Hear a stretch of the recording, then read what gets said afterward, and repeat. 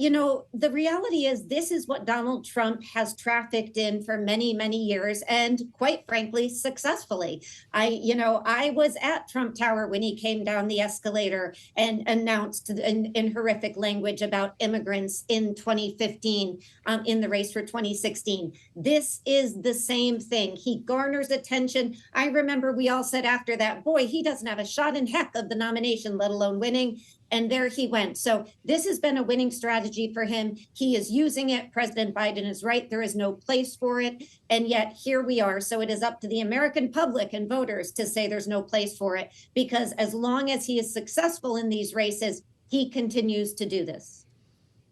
But Maura, if it was a winning strategy in the past, does that automatically make it a winning strategy now, especially when he was seen as having lost the debate by most Americans who watched it against Kamala Harris? Is this really what he needs to be pushing right now? No, and I think that what you're seeing is, again, he's only playing to the MAGA base. He's not playing to win. He's not playing to reach people who are in the middle and maybe still undecided. This is not going to sway them to vote for Donald Trump. He's coming across largely on Tuesday night as unhinged.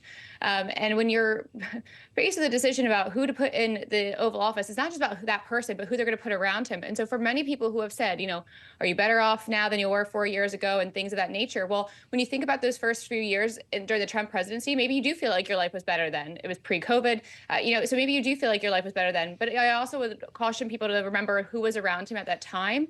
And largely most of those people who were in his cabinet or in his orbit have neither, left, were fired because they told him no, and he then replaced them with yes men, or are out there saying that he should not be anywhere near the White House. So I think, to only play to one portion of the Republican Party, and especially in such an extreme manner, is not an effective strategy for someone who would actually have wanted to win the White House. It's not helpful to down-ballot races either. You think about these families and the impact, the real impact that it's having in Springfield. As Kaylee mentioned, Jeanne, the Springfield City School District closed a middle school, Roosevelt Middle School, and evacuated another Perrin Woods and Snow Hill Elementary School as well this morning after they got bomb threats via email. Cliff Park High School outside of that district was also evacuated. They're now working with the Dayton FBI office to find the source of this stuff. There is a very clear and real example here of what the rhetoric can lead to, right? There absolutely is. And this is the danger of this. It takes one person to react to this kind of obviously, clearly false statements and stories, to spread that disinformation. And this is why leadership matters, because leaders like Donald Trump have to be responsible and to lead us in a more positive direction. He is not doing that by spreading this information. That is clear. But the reality for Donald Trump is he's seen it be successful in the past. He believes it will be. And as long as he continues to believe that, he is not going to stop. And this is where, to Maura's point, we need other leaders on the Republican side to stand up and say enough is enough. We've seen that from Liz Cheney. We've seen that from Dick Cheney. We've seen it from Mike Pence. We've got to see it from others, including former President George W. Bush, who took a hands-off approach. They have to stand up and say, we aren't going to countenance this anymore. That's the only way. In addition to Donald Trump losing another election, and the Republicans may get tired of that if it happens.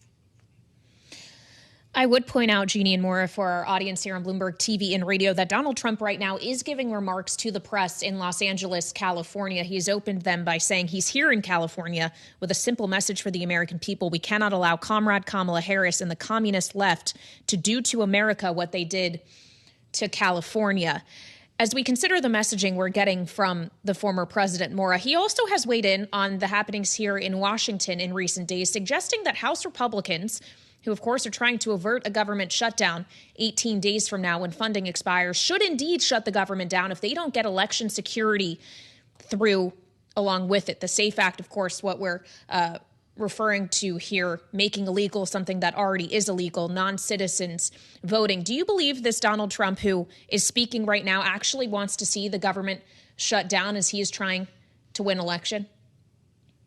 Again, I think it proves my point that he doesn't actually want to win, because everyone in Washington and otherwise would know that a shutdown right before an election is political suicide, quite frankly. It's not something that anyone wants to do. They are down to a matter of weeks before that happens. And to take this stance and take this position of, get everything you want or don't do anything at all is not how Congress works.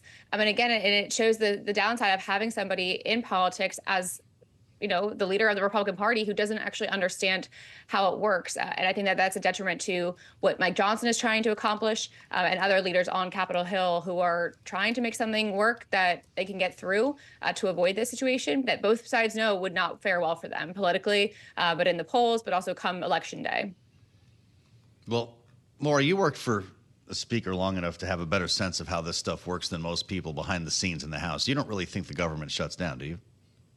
No, because they're not going to want to risk that potential. Because again, yes, the most of the focus of the media and American people are focused on these two choices, Kamala Harris or Donald Trump. Mm-hmm. But for Congress, what they're really focused on is, okay, we need to get things done and then go home to our districts and tell them why they should reelect us. And it's really important because Mike Johnson wants to grow his majority, which is very, very, very thin. And Senate Republicans feel as though they have a chance at flipping the Senate. So if they want to accomplish those goals, they actually have to show that they've gotten something done. And, this week they've been focusing on China, but no one's really talking about it. And that's because all the oxygen in the room is constantly being taken by Donald Trump. Not to mention the fundraising dollars are also being taken by Donald Trump. So really Republicans down ballot have to separate themselves from the former president because he's hurting them in so many ways, from messaging, from fundraising, and just getting things accomplished to actually come out with a victory in November in just a matter of weeks. Yeah. I want to mention one Republican, the senator from North Carolina, Thom Tillis, just out with a post on X about someone who is seemingly getting closer to Donald Trump, has been traveling with him, in fact, this week.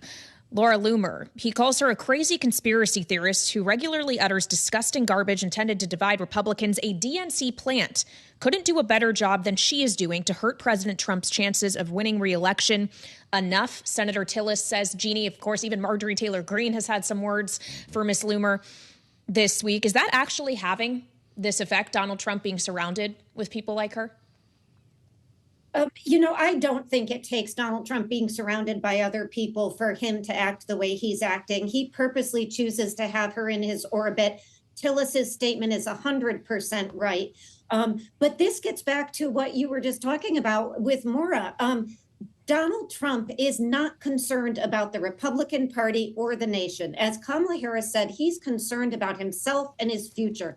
This is a man facing jail time right after this election. He needs to win. Why is he willing to have the government shut down in terms of pushing this need for a SAVE Act? Because he wants to set the groundwork that the election was unfair.